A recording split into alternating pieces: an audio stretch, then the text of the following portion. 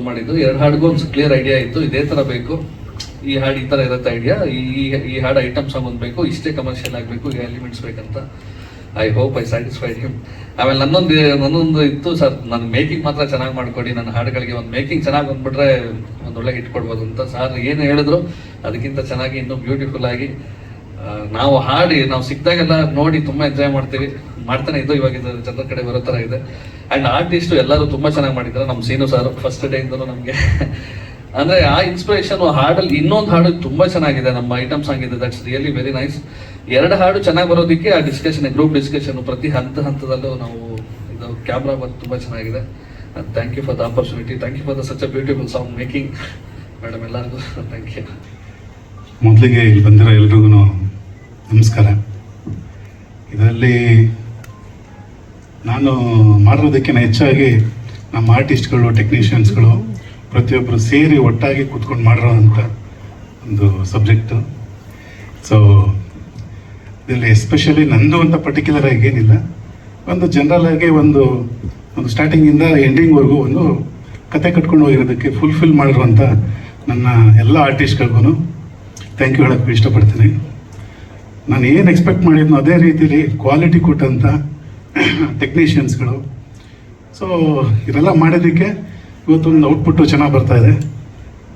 ಅದ್ರ ಜೊತೆಲೇ ತುಂಬ ಮುಖ್ಯವಾಗಿ ನನಗೆ ಸಪೋರ್ಟ್ ಮಾಡಿದ್ದ ನನ್ನ ಡೈರೆಕ್ಟ್ರು, ನನ್ನ ಫೇವ್ರೆಟ್ ಡೈರೆಕ್ಟ್ರು ಕೋಲಾರ್ ಸೀನು, ಅವ್ರ ಜೊತೆ ಇದ್ದಿದ್ದಕ್ಕೆ ನನಗೆ ಡೈರೆಕ್ಷನ್ಲೇ ನಾವು ತೊಂದರೆ ಆಗಲಿಲ್ಲ. ಸರ್ ಇದರಲ್ಲಿ ಡೈರೆಕ್ಷನ್ನು ಅಂತ ಏನು ಎಲ್ಲೂ ಅನಿಸಿಲ್ಲ ನನಗೆ ಗೊತ್ತಿರುವಂಗೆ. ನಮ್ಮ ಟೀಮ್ ಮೇಟ್ಸ್ ಆಗಲಿ, ನಮ್ಮ ಆ್ಯಕ್ಟರ್ಸ್ಗಳಾಗಲಿ ಅಥವಾ ಟೆಕ್ನಿಷಿಯನ್ಸಲ್ಲಾಗಲಿ ಎಲ್ಲ ಒಟ್ಟಿಗೆ ಜೊತೆಲೇ ಇದ್ದು ನಾವು ಆ್ಯಕ್ಟ್ ಮಾಡ್ತಾ ಇದ್ವಿ, ಅವರು ಆ್ಯಕ್ಟ್ ಮಾಡ್ತಾಯಿದ್ರು. ಆ್ಯಂಡ್ ಆಲ್ಸೋ ಟೆಕ್ನಿಷಿಯನ್ಸ್ ಈ ಥರ ಬರಲಿ ಅಂತ ಹೇಳ್ಕೊಡ್ತಾಯಿದ್ರು. ಪ್ಲಸ್ ನಮ್ಮ ಕೋ ಡೈರೆಕ್ಟ್ರು ಎಲ್ಲ ಒಂದು ಲೊಕೇಶನಿಂದ ಹಿಡಿದು ಪ್ರತಿಯೊಂದು ಎಲ್ಲ ಪರ್ಫೆಕ್ಟಾಗಿ ಪ್ಲ್ಯಾನ್ ಮಾಡಿ ರೆಡಿ ಮಾಡ್ತಿದ್ರು. ಸೊ ಇಲ್ಲಿ ನಾವು ಡೈರೆಕ್ಷನ್ ಮಾಡಿದ್ವಿ ಅಂತ ಅನಿಸಿಲ್ಲ, ಜಸ್ಟ್ ಒಂದು ಸಿನಿಮಾನ ಫನ್ ಆಗಿ ಎಂಜಾಯ್ ಮಾಡೋದು ಅಂತ ಅನಿಸ್ತಾ ಇದೆ ನನಗೆ.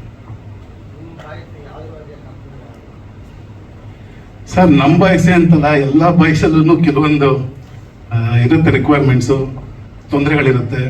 ಅದರಲ್ಲೇ ಕೆಲವೊಂದು ಕಾಂಪ್ರಮೈಸ್ ಆಗ್ತಾರೆ, ಕೆಲವೊಬ್ರು ಕಾಂಪ್ರಮೈಸ್ ಆಗಲ್ಲ. ಅದರಲ್ಲಿ ಆದರೆ ಏನಾಗುತ್ತೆ, ಆಗದೆ ಹೋದ್ರೆ ಏನಾಗುತ್ತೆ ಅನ್ನೋದು ಸುಮಾರು ವಿಷಯಗಳಿರುತ್ತೆ. ನಮ್ಮ ಸಿನಿಮಾದಲ್ಲಿ ಒಂದಷ್ಟು ಕಾಂಪ್ರಮೈಸ್ನೆಸ್ಸು ಇದೆ, ಕಾಂಪ್ರಮೈಸ್ ಆಗಿಲ್ಲದಿರೋದು ಇದೆ. ಅದೇ ಒಂದು ಸಿನಿಮಾ ಮುಂದೆ ತೊಗೊಳೋದು ಸರ್.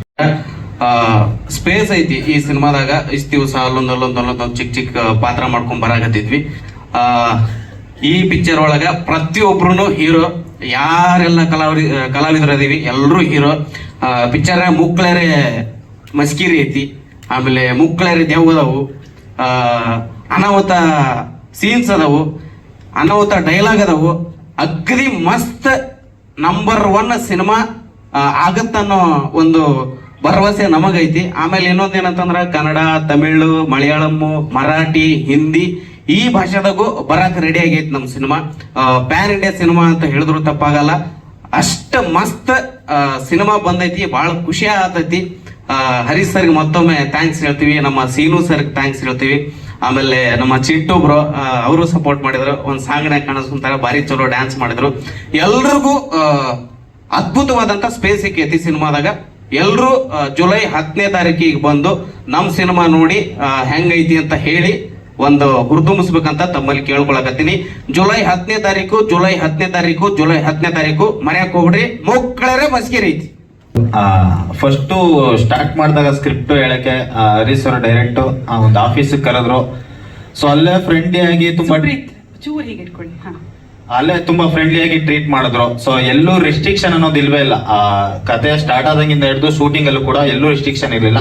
ಸೊ ನಮ್ದೇ ಒಂದಷ್ಟು ಡೈಲಾಗ್ಸ್ ಓನಾಗಿ ಹೇಳಿದ್ರೆ ಅದನ್ನು ತೊಡೆ ಮಾಡೋ ಸೂಪರ್ ಆಗಿದೆ ಅಂತ ಯಾವಾಗಲೂ ಒಳ್ಳೆ ಜೋಸ್ ಕೊಡ್ತಾ ಇದ್ರು. ಪೇಸನ್ಸ್ ಅಂತೂ ಸರ್ ಎಲ್ಲೂ ಕಳ್ಕೊಂಡಿಲ್ಲ. ಸೊ ಇನ್ನೊಂದು ಹೇಳ್ಬೇಕಂದ್ರೆ ಒಂದು ಇನ್ಸಿಡೆಂಟ್ ಆಯ್ತು. ಅವ್ರು ನನ್ಗೆ ಯಾವಾಗ್ಲೂ ಬಟ್ಟೆ ಕ್ರೇಜ್ ಜಾಸ್ತಿ, ಈ ಶಾರ್ಟ್ ಫಿಲ್ಮ್ಸ್ ಎಲ್ಲ ನೋಡಿರ್ತೀರಾ.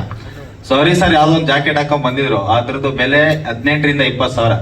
ನನ್ಗೆ ನೋಡಿದ್ಮೇಲೆ ಸುಮ್ಮನೆ ಇರಕ್ಕಲ್ಲ, ಸರ್ ಇಂದು ಆ ಜಾಕೆಟ್ ಚೆನ್ನಾಗಿದೆ ಸರ್ ಅಂದೆ. ತಗೊಳ್ ಅಂದ್ಬಿಟ್ಟು ಅಲ್ಲೇ ಕೊಟ್ಬಿಟ್ರು ಸ್ಪಾಟ್ ಅಲ್ಲೇ. ಸೊ ಅದನ್ನ ನಾನು ವೇದಿಕೆ ಮೇಲೆ ಹೇಳ್ಬೇಕಿತ್ತು. ಸೊ ಅದನ್ನ ಇಲ್ಲಿ ನೆನಪಿಸ್ಕೊಂತ ಇದೀನಿ. ಇನ್ನೊಂದು ಸಿನಿಮಾ ಬಗ್ಗೆ ಹೇಳ್ಬೇಕು ಅಂದ್ರೆ, ಸಿನಿಮಾ ತುಂಬಾ ಯೂತ್ಗೆ ಕನೆಕ್ಟ್ ಆಗುವಂತ ಒಂದು ಸಬ್ಜೆಕ್ಟ್.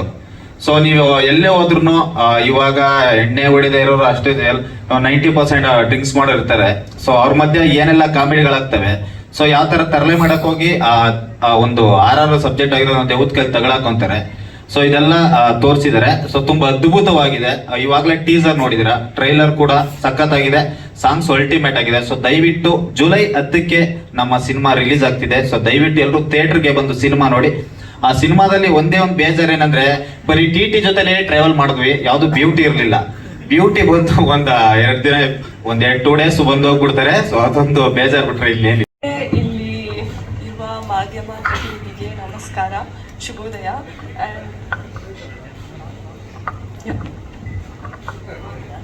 ಸ್ವಲ್ಪ ಮೈಕ್ ಮೇಲೆ ಇಟ್ಕೊಳ್ಳಿ. ಹಾ, ಹೌದು, ಶುಭೋದಯ, ಅದೇ ಮೈನ್ ಕಲಿತಿದ್ದು. ನಮಸ್ಕಾರ ಎಲ್ಲರಿಗೂ.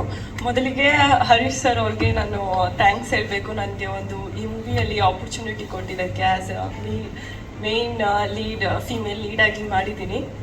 ಆ್ಯಂಡ್ 8 ಇಯರ್ಸಿಂದ ನಾನು ಮಾಡಲಿಂಗಲ್ಲಿ ಮಾಡ್ತಿದ್ದೆ. ಲೈಕ್ ಸಣ್ಣ ಸಣ್ಣ ಪಾತ್ರ ಎಲ್ಲ ಮಾಡಿದ್ದೆ ಮೂವೀಸಲ್ಲಿ.